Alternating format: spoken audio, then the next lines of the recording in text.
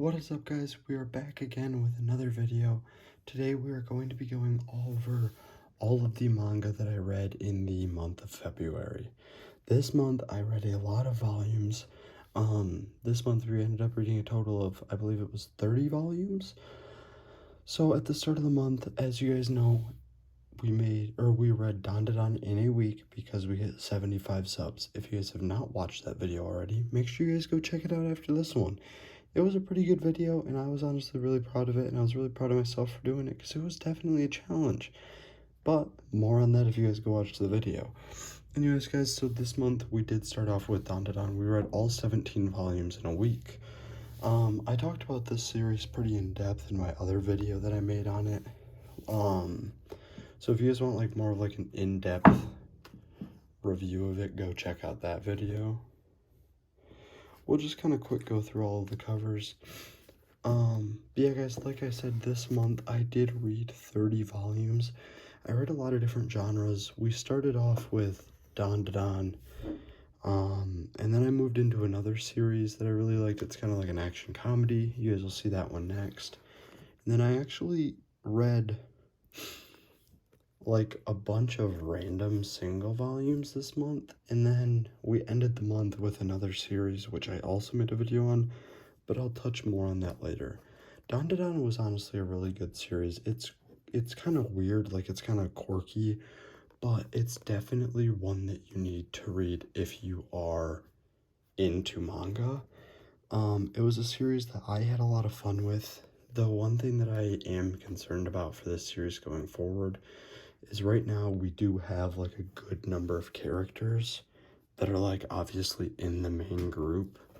I think we're up to 6 characters, like 6 main characters that are now in the group, and obviously we only started with the 2.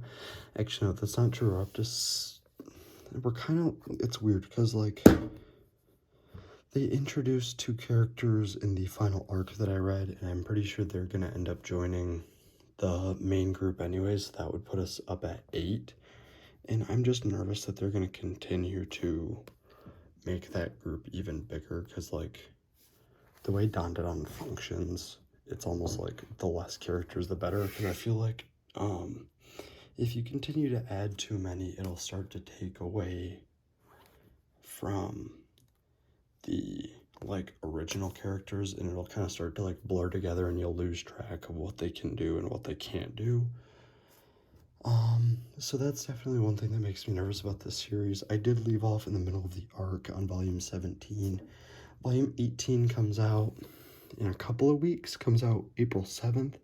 So I'm really hoping to pick up that when it comes out.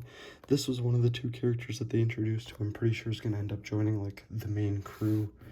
And then Zuma was the other one. I know this arc that we're in right now, Zuma plays a big role. I'm not sure about the other girl, because like I said, I'm not too far into it. I'm pretty sure the arc has 2 or 3 more volumes that it's going to cover to finish up that arc.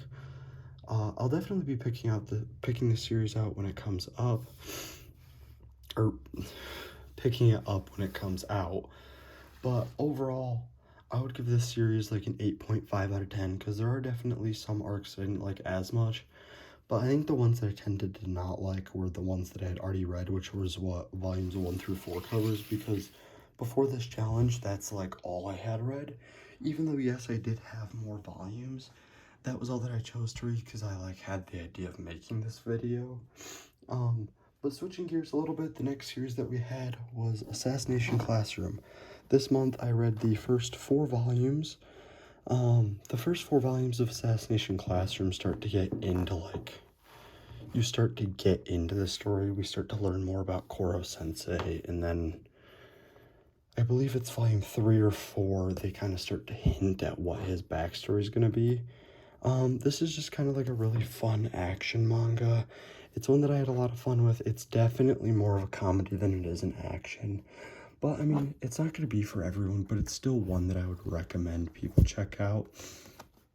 I had a lot of fun with this one, and I know in the month of March and into April, I do definitely want to pick up the rest of the volumes for this and continue to explore it, because like I said, we're kind of hitting that point where like it's really gonna get good. Many years ago, I did watch the first season of the anime, and I had a lot of fun with that. So, like I said, I'm really excited to pick up volume 5. I think I'm going to pick up probably 1 or 2 more volumes this month, if I had to guess. For a while, I really struggled to find volume 4. As you guys know, if you viewed the channel, I got volumes 2, 3, and 4 as a gift. But even when I was looking at them, and my girlfriend said the same thing, she admitted that it was like so hard to find that volume. And I was seeing volumes like 1, 2, 3, and 5 everywhere, but ever since I got volume 4, I've been seeing 1, 2, 3, and 4, so that is making me nervous that 5 is going to be hard to find now, which would be kind of ironic. So yeah, guys, that's the first 21 volumes that we read this month. And then next up, we do have a couple of random volumes. The first one, these 5 volumes tied into a video where I read 5 random volumes and reviewed them and gave my thoughts on them. One of the 5 volumes that we read was Monsters We Make. This is a Cory Kenshin manga. After sitting on these, I know that my thoughts may have been different when I made the video, but this was probably my least favorite out of the 5. Like, and this is nothing against Cory Kenshin. I just found the main character to be really annoying. I know that's probably like how he was written. That's his archetype. He's meant to be like this annoying kid who like struggles to fit in this new place and struggles with what he's being tasked to do. But like, especially for like the first 75-80% of this story, I found him so annoying. He's just so arrogant.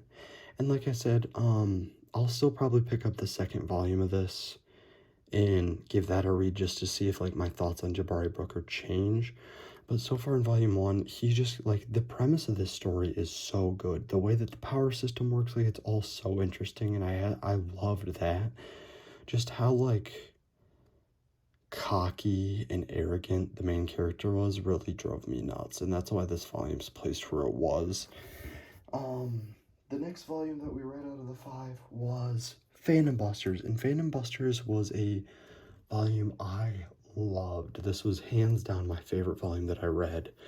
And actually soon I'm going to pick up volume 2, and then I know volume 3 comes out, I believe April 7th, the same day that the Dandadan volume is released.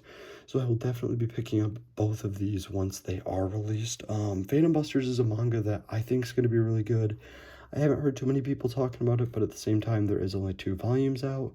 This is definitely one that I'm going to be in for the long haul, though, and I can't wait for more volumes to be released to this. I do hope that this has, like, a longer runtime, because I think it has some pretty good potential.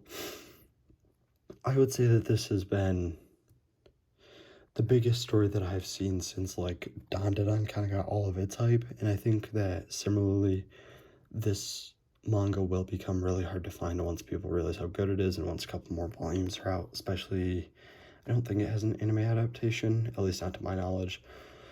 But I think that if like a good studio picked this up, this one has so much potential in the anime scene, and like is in like the actual anime. The manga was so good, and I'm so excited to get the second volume of this, because it was amazing. This honestly may have been my favorite volume that I read all month. If you guys haven't read this already, I would highly recommend checking this one out, because it was so good. So those are the first 2 volumes that we read. Next up was a volume that I've heard a lot of people say they didn't care for. I know a lot of people don't like this series, and a lot of people really don't like the first volume of this series, and that's Kagurabachi. I don't really know why people don't like Kagurabachi. I thought that it was really good. I think the premise is really unique. This kid's trying to gain back the swords that his dad died to protect.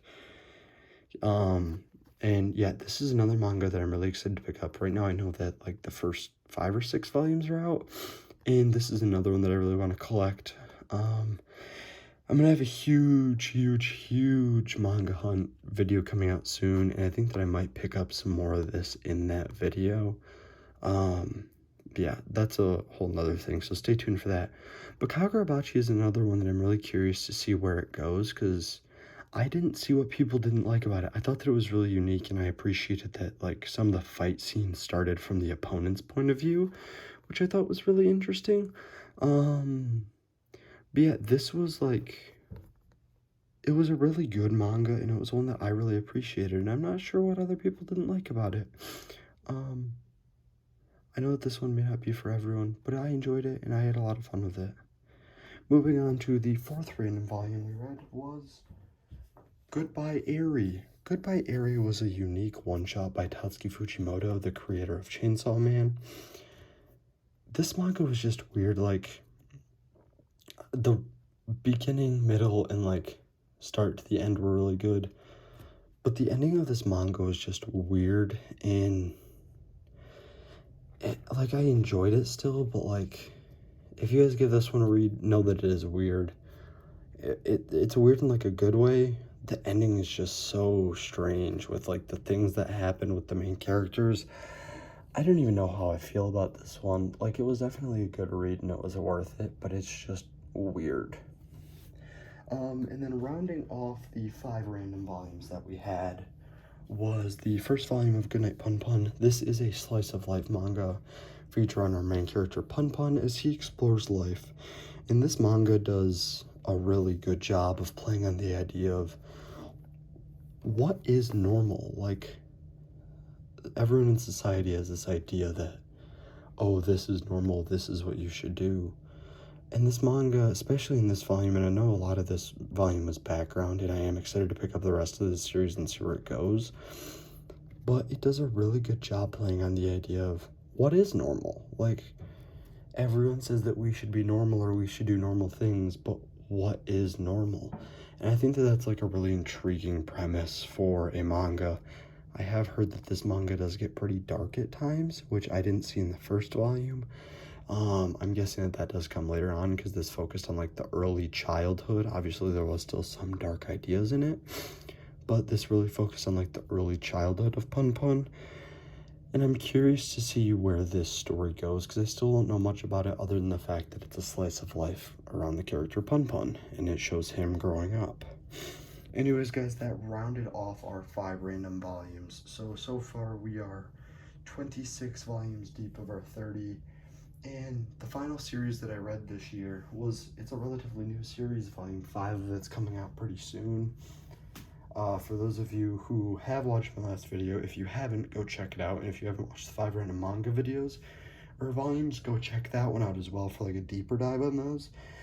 But this manga introduced me to a new story, or, like, a new genre, and that was sports manga. And the manga I'm talking about is none other than Dog's Thread.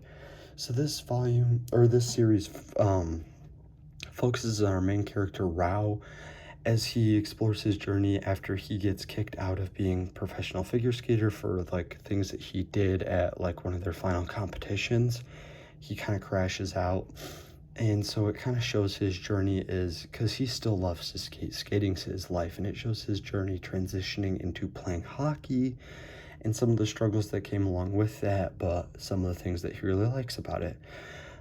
This series was probably, I don't know, because it's hard to compare this series to Dandadan when talking about, like, my favorite series, just because they're one's about, like, aliens and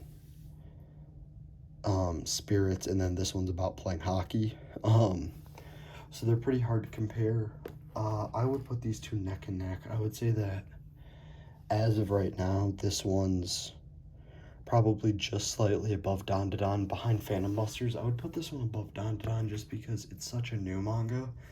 So, like, there's a lot less time for them to screw it up because, like, only 4 volumes have been out.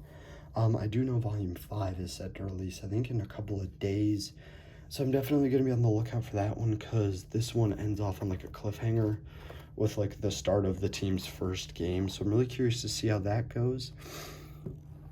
But yeah, guys, so we read 30 volumes in the month of February. I had a lot of fun with this. I hope you guys did like this video. Like I said, I know that I feel like I'm beating a dead horse, but if you guys haven't already, go check out my videos. It does really help out the channel. I really hope that you guys like this. Comment down below what you guys read or watched this month, and I hope you all had an amazing day. Let's try to grind out to 150 subs. We're getting so close. Anyways, guys, peace out. I hope you all have an amazing day, and I'll catch you guys in the next one.